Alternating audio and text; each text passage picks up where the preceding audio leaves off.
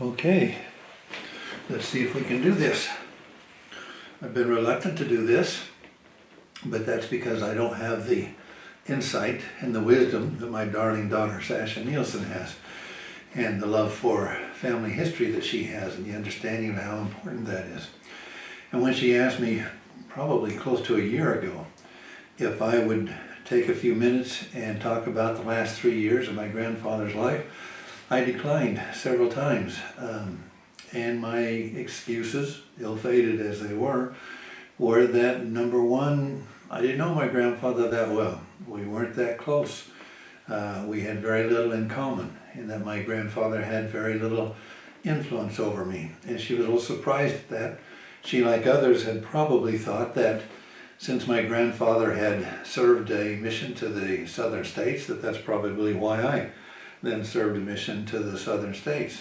I am just glad to have read in his history recently that he too didn't plan to go on a mission, didn't want to go on a mission. And in fact, in Bunkerville, when the bishop came to speak to his father, he overheard him ask his father if he thought Dick would go on a mission if he asked him to, and Grandpa ran away from home for 3 months to avoid it. So I guess maybe we had that in common, because I had no intention of serving a mission either. But I also at that time felt, and have for many, many years, had some little animosity towards my grandfather, and I guess that deserves some explanation as to why I would even do this with those things in mind. My grandfather, I never felt like he and I were close, simply because he wasn't the kind of grandfather that I try to be. My grandfather never took an interest in any of the things that I did. Never came to any of my high school football games or church basketball games. Again, wasn't really interested in anything that I was interested in. My grandfather never ever told me that he loved me in any way. My grandkids, when they come through that back door on Sunday nights yelling, "Grandpa, Grandpa, Grandpa," they know that I'm going to stop everything I'm doing. I'm going to get on the floor and I'm going to play Legos with them, or I'm going to play dinosaurs with them, or I'm going to read to them. And I tell them constantly that I love them. My grandfather and I never had that kind of relationship. And in fact, I have very few memories of my grandfather at all. And that's interesting, because when my own father abandoned his family and walked out on us, leaving my mother destitute, she had no choice but to have to leave me with my grandparents while she went to Las Vegas to find work and get a job before she could send for me. So I spent the first grade and the second grade living with my grandparents. Well, you would need to know that wasn't my grandfather's doing. That was my angel heart grandmother's doing. Every member of the Omer Bundy family will know when I talk about my angel heart Grandma Rowena, was the best thing that ever happened to him. It wasn't until I was 16 years old and came to live with them. Well, to understand the relationship between us and to see how far that relationship advanced in a 3-year period, and therefore to learn the lessons of what I've learned through doing this, lessons such as maybe redemption, or lessons that we may not really realize how much influence our parents, grandparents, and great-grandparents had on us until we've gotten along in years ourselves and can look back honestly and see that. Maybe lessons in how wrong we could be in our perception of who we thought that they were. So you'd have to know the backstory, and the backstory is this. Obviously, when my father abandoned his family, left my mother destitute, broke her heart, I ended up being raised in North Las Vegas, bad neighborhood. My mother had to work menial jobs, and because her bosses knew that she had to put food on the table, and they knew that they could take advantage of her, she worked a lot of night shifts, a lot of weekends, at a corner convenience store that was on a regular basis being held up at gunpoint. So when my mother wasn't at work, she was sick in bed, either in our apartment or out at my Aunt Adele's house.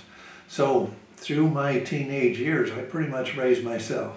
And I really appreciate that, because I learned a lot.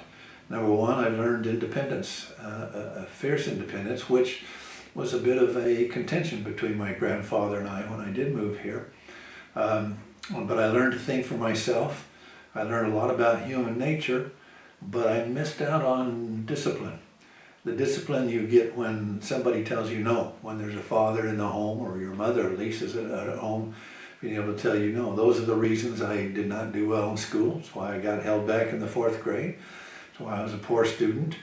But given that backdrop, when I then, in 1968, when my mother's health failed, and it was a blessing on both ends for us to move to St. George, because she then could take care of her parents who were getting up in age. It was a blessing both ways for them. But as a teenager, I wasn't happy about it. I mean, I was having to leave my friends, having to leave everything that I knew, the streets that I knew. And so I wasn't happy having to move in with my grandparents, and my grandfather wasn't happy about having me there. And now that I'm approaching the age that he was, I guess I can appreciate that more than I did then. But as I moved in with my grandfather, there would have been, a vast difference between us. First of all, my grandfather wouldn't have understood my long hair. He wouldn't have understood the music that I listened to. In fact, he called it the devil's workshop. He certainly didn't understand the way I dressed. He couldn't understand these bell-bottom pants that I wore. In fact, one day he did make a comment about it. And for the lack of something better to say, I just simply said, I wear them, Grandpa, because they're cool. Well, then I realized that he took that literally. He thought that because they were bell-bottomed, flared at the bottom, they let air in and therefore they were cool, although he never went out and bought a pair. This is a man who every day of his life got up and dressed according to the work he would be doing. And so again, he couldn't have related to a 16-year-old grandson that he barely knew. That I don't ever remember him around our place in Vegas. Grandma would come down every time Mom got sick. Grandma would spend several weeks at a time every year, but I don't ever remember seeing Grandpa. So here's a 16-year-old grandson having to come and share a house that's already too small in the first place, that has nothing in common with him whatsoever. So in the beginning there was some contention, and that's interesting because in a 3-year period there was a transformation took place there. I had the privilege of spending a great deal of time at my grandmother's bedside the last 6 months of her life. At that time I was very involved with the St. George ambulance, running ambulance, and I was working a night shift so I could come and spend several hours through the night with her. And Grandma would often tell me that it was amazing to her to see the difference in Grandpa after I got here. I had heard my grandma and my aunts and uncles talk about Grandpa and his terrible temper. In fact, this is a man who literally, physically, threw my mother out of his home when she was 16 in anger. And so my grandmother said that a lot of that had changed. That in fact, she used to tell me that he treated me better than he treated his own kids, especially his sons. And that was amazing for her to see that. And I can remember asking her why she thought that was, because I never believed that. I have even, for much of my adult life, have told my kids that I was not close to my Grandpa Bundy, that we had nothing in common, that I actually had a little bit of animosity towards him for the way that he abandoned his family when they were struggling so hard on the Arizona Strip. So where did that transformation take place? When I came here as a 16-year-old, I saw my grandfather as a religious fanatic. And he was, to a very large degree, he was a religious fanatic. This is a man who would not allow any food in his house that didn't come from an animal that either had a cloven foot or chewed its cud. I can remember when he forced one of my cousins during reunion time, even as an adult, to take his ice chest out and to leave the house because Grandpa found out there was bacon in the ice chest. This was a man who every single day, no matter what, would walk up the hill 2 blocks to that little white building and do his temple work that he never ever talked about. And man, I was worried as a 16-year-old that, oh man, I'm gonna have to start going to church. It never happened because Grandpa got ready and went to church. And if you were with him, that was fine. If you weren't ready, that was fine too.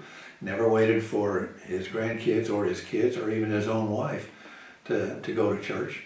I read in his history that not long after his mission, he actually sought out a palm reader to tell his fortune. That's where he probably got this idea that he was going to find gold, that he was going to find riches, Montezuma's treasure. And yet he puts in his history that he was told by this same palm reader that there were two men out to get him, one tall and one short.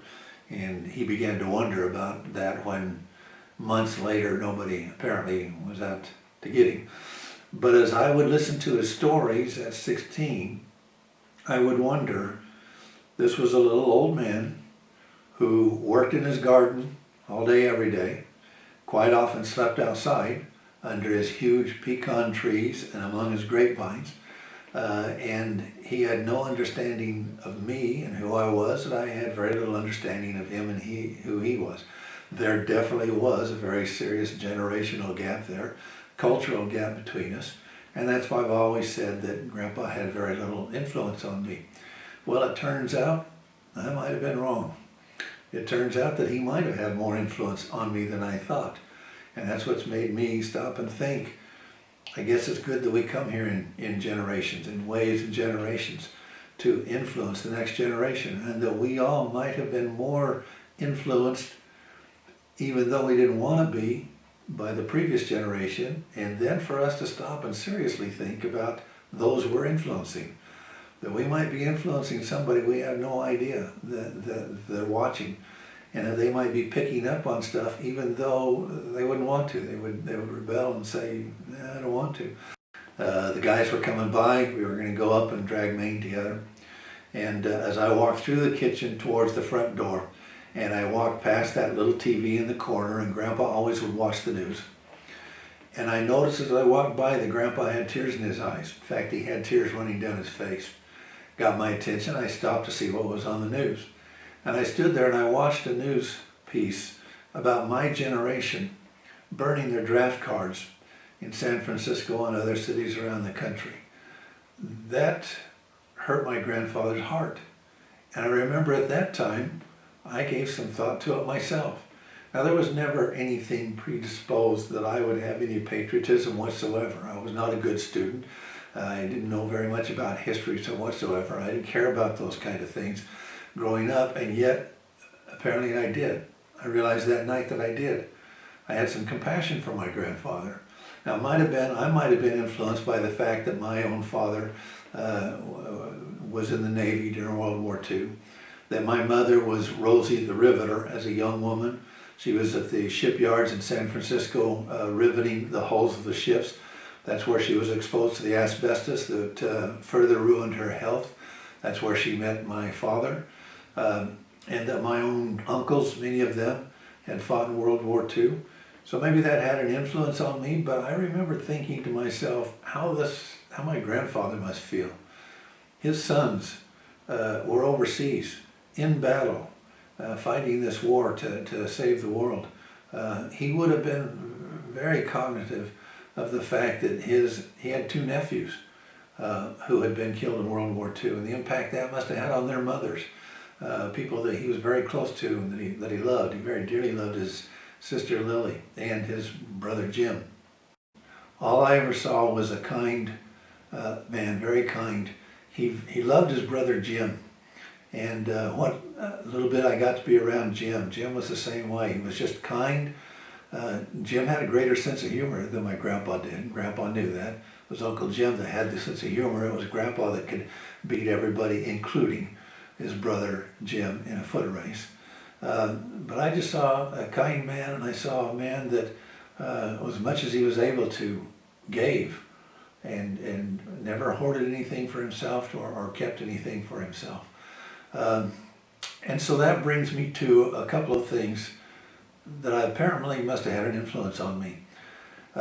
One of them was this one, and I've told this story in recent years.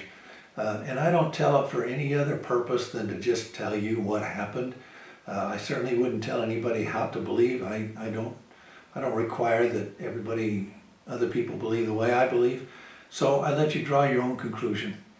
But I did not want to go on a mission. I had no intention of going. I didn't want to go. It wasn't Grandpa that influenced me. It was those friends of mine. I remember I was very influenced when I attended Danny's farewell and then Les's farewell as well. Mark and I didn't want to go on a mission, but I felt like he ought to go. He didn't want to go, but he felt like I ought to go. And we spent an evening sitting on the hood of his car, talking each other into going on a mission. But I didn't want to go, and I struggled.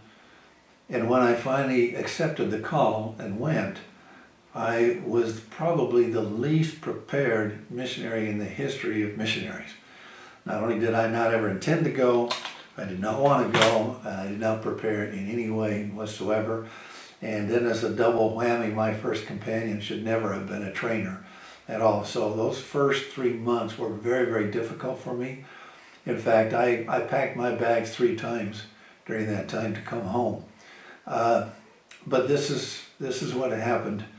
I had a dream one night. I'm not given to dreams. I mean, I dream a whole lot, but they're everything from fight dreams and scary dreams and nightmares, and so I don't even pretend to have any kinds of visions whatsoever.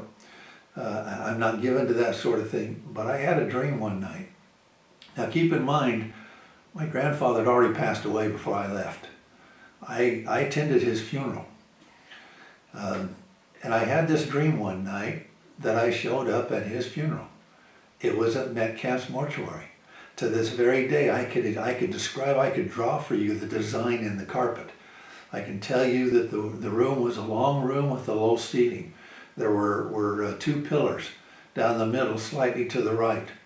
I appeared at this funeral on the east wall. On the south wall were all my aunts and uncles. And then the casket with Grandpa was on the west wall. Nobody could see me that I was there except Grandpa. And in this dream, Grandpa turned and looked at me. There I am standing against the east wall. The funeral's going about. People are talking, sharing stories. Some are crying, some are laughing. There's a line of people coming in. People are registering right to the side of me. And Grandpa looks at me and he says, "What are you doing here?"